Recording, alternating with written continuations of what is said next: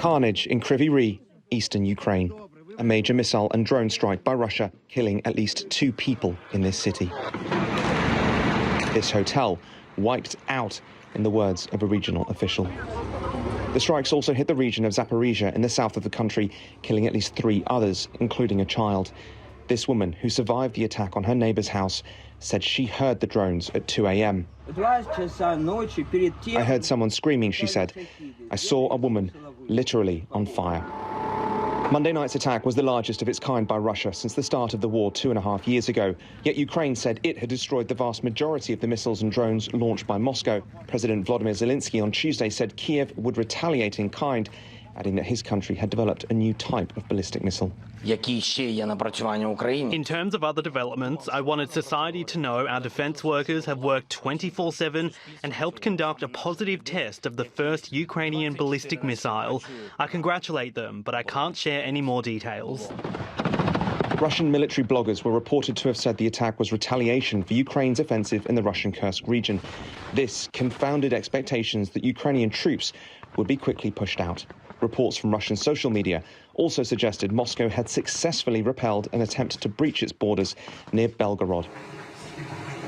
After meeting with his Yemeni counterpart, Russian Foreign Minister Sergei Lavrov said Ukraine and its Western allies were playing with fire, referencing nuclear weapons threats repeatedly made by Russia since before the start of the war. Well, this is blackmail. It's an attempt to pretend that the West wants to avoid excessive escalation, but in truth, it is not so. The West does not want to avoid escalation. The West, how we say in Russia, is looking for trouble. There are growing worries over a nuclear power plant in the Kursk region. Air raid sirens heard there on Tuesday afternoon, according to a Reuters reporter. Those came as UN Nuclear Agency Chief Rafael Grossi visited the site.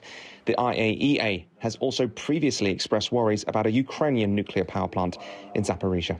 We see the plant still operating, but at the same time, the fact that the plant is operating make it even more serious in terms of an eventual action against it. When a plant is operating, the temperature is much higher, and if there was the case of an impact or something that could affect there would be serious consequences. Zelensky also said on Tuesday that sooner or later this war would need to end with dialogue between Kiev and Moscow. It is all but certain more people will lose their lives before that becomes even remotely possible. Joel Flynn, TRT World.